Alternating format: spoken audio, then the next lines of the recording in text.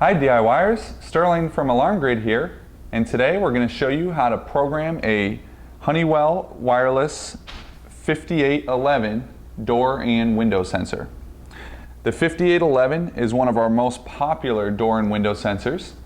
The 5816 is the more traditional sensor that comes with the L5100 PK and L3000 PK security system kits.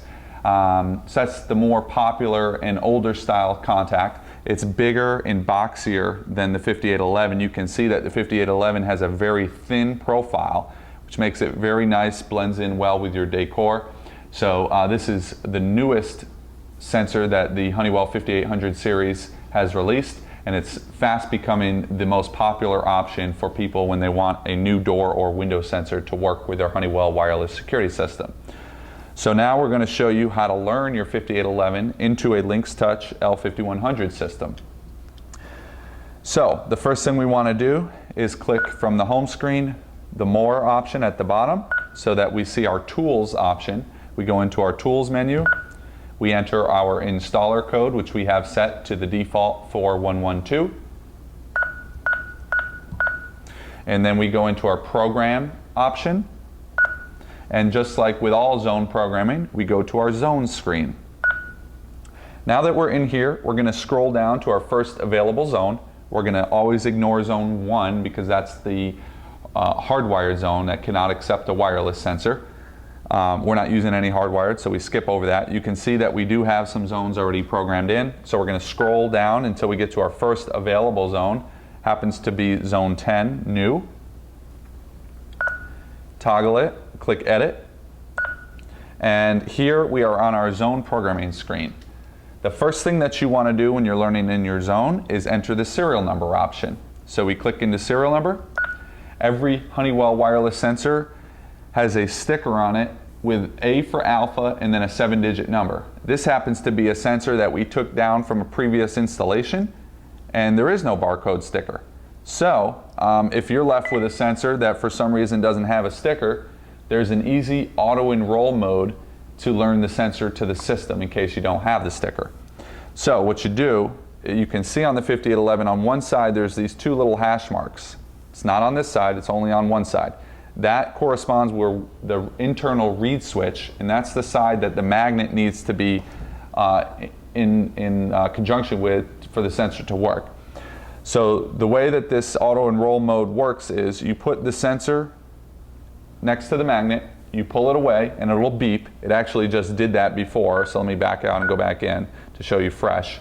So we have our magnet and our sensor. We have our battery already installed.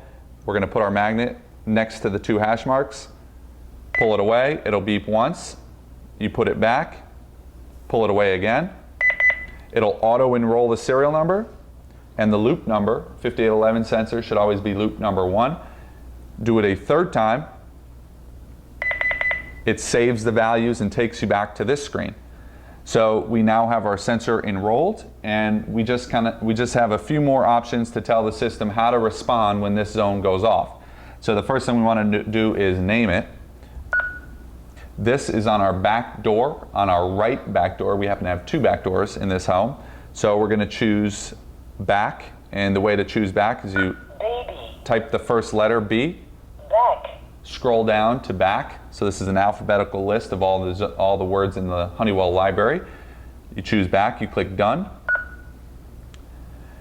And we're going to then use our zone description 2 to give it the option for right to designate from the back left door. Toggle in, choose an R for right. Rear. Gives you your first R word. Recreation. Refridge. You can scroll through all the available words. Refrigeration. Or for a shortcut, you choose the next letter. Right. Skips right to the first RI word, which happens to be right, which is the one we want. We click done.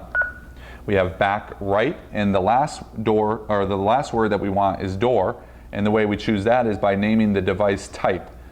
So this is where you're telling the panel, what is this sensor? Is it a carbon monoxide? Is it a smoke? Is it a window? Is it a door? It's a door, you choose it, and it will actually say back right door when this zone is tripped.